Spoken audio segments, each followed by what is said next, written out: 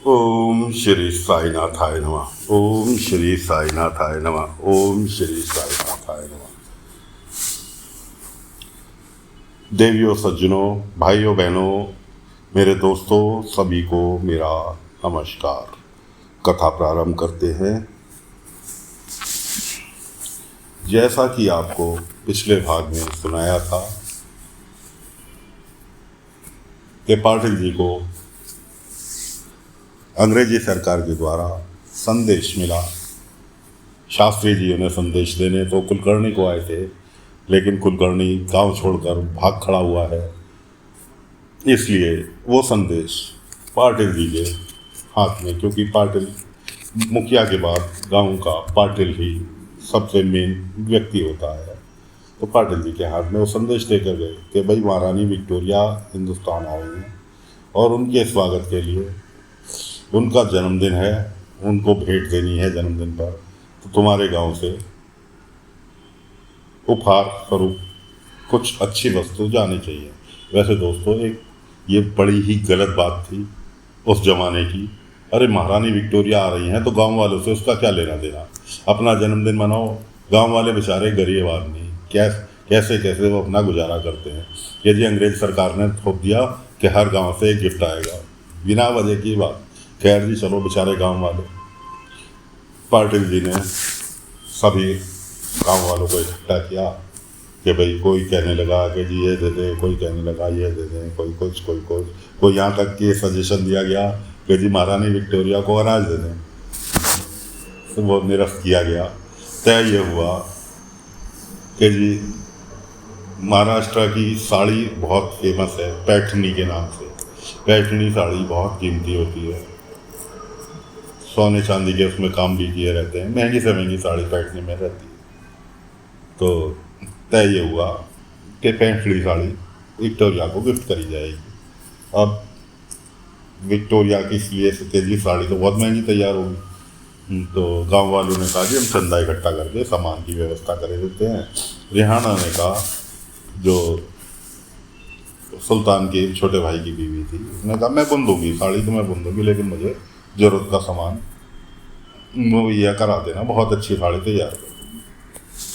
कोई बात नहीं जी, तय हो गया कि जी साड़ी तैयार होगी महारानी विक्टोरिया के लिए। अब कुलकर्णी के आदमी तो शिरडी में ही थे, कोई उन्हें घास नहीं डाल रहा था, क्योंकि कुलकर्णी भाग गए थे।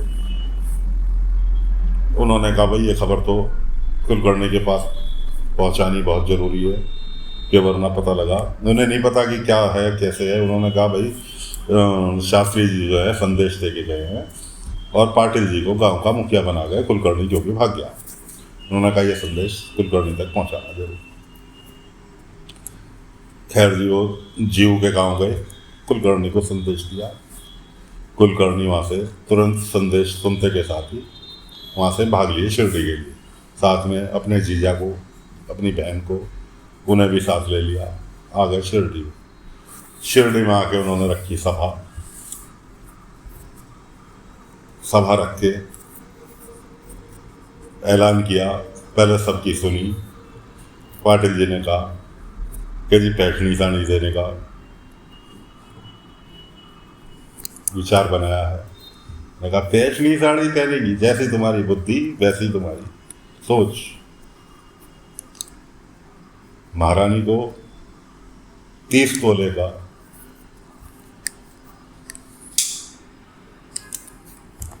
सोने का मुकुट गिफ्ट किया जाएगा शिरडी गांव की ओर से। और क्षमा करना दोस्तों, 30 तोले नहीं, 300 तोले की बात थी। 3 किलो का मुकुट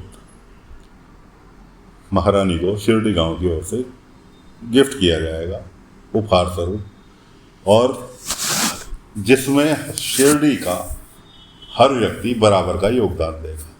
यानी कि 3 तोले सोना हर परिवार के हिस्से में आएगा। तो इसलिए जल्दी से जल्दी इसकी व्यवस्था की। अब 3 तोले सोने का मतलब है उस टाइम सोने का मूल्य 2 रुपये तोला। और 2 रुपये बहुत बड़ी रकम हुआ करती थी उस टाइम। हर गांव वाला परेशान कि कैसे देंगे, चलो पाटिल जी तो दे देंगे, वो संपन्न आदमी थे, लेकिन हर गांव वाला परेशान कैसे करेंगे। उसके बाद कुलकर्णी ने कहा, अगर कोई देने में 3 तोला सक्षम नहीं है तो उसके बदले का सोना मैं मिला दूंगा। गांव वाले खुश के बाद जिनके पास नहीं है वो उसका कुलकर्णी सरकार अपने पास से मिला देंगे। फिर कुलकर्णी ने कहा कि ज़्यादा खुश ना हो, 3 तोले की रकम का 5% प्रति माह के हिसाब से उस व्यक्ति को ब्याज के रूप में मुझे देना होगा, जब तक 3 तोले सोने की रकम वो मेरी अदा नहीं कर देता। अब कुलकर्णी के ब्याज से तो हर गांव वाला परिचित था कि उसका मूल कभी जमा ही नहीं होता था, हमेशा ब्याज ही ब्याज चलता रहता था, दुगना तिगना चौगना लूटता था, मतलब हर गांव वाले को। तो दोस्तों सारे गांव वाले परेशान हुक्ते हुए सोचते हुए अपने अपने घर की ओर प्रस्थान करे। इधर बाबा के पास एक पागल बच्चे को लेकर उसके पिता रखे हैं। बच्चे को दौरे पड़ते हैं। क्यों पड़ते हैं दौरे? दौरे पड़ने का रीज़न है, बाबा ने उसको देखा, चेक किया, बच्चा कुछ बताने की स्थिति में नहीं है। बाबा ने अपने भिक्षा पात्र के अंदर पानी भरा, उस थोड़ा पानी से बच्चे को पिलाया। उसके बाद पूरा नज़ारा उस पात्र के अंदर, पानी के अंदर चलचित्र के रूप में, वीडियो के रूप में बाबा को नजर आ गया। बाबा ने उसके पिता को कहा कि हाल फिलहाल अभी जो दंगे हुए थे उसमें जो आगजनी मार काट हुई, उस चीज़ का इस बच्चे के दिमाग पर बहुत टेढ़ा असर पड़ा हुआ है।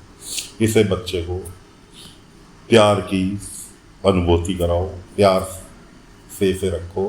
फिलहाल मैं इसे ठीक किए दे रहा हूँ, लेकिन आगे को इसका ध्यान रखना, इसके सामने इस तरह के कुछ वाक्य पेश ना हो।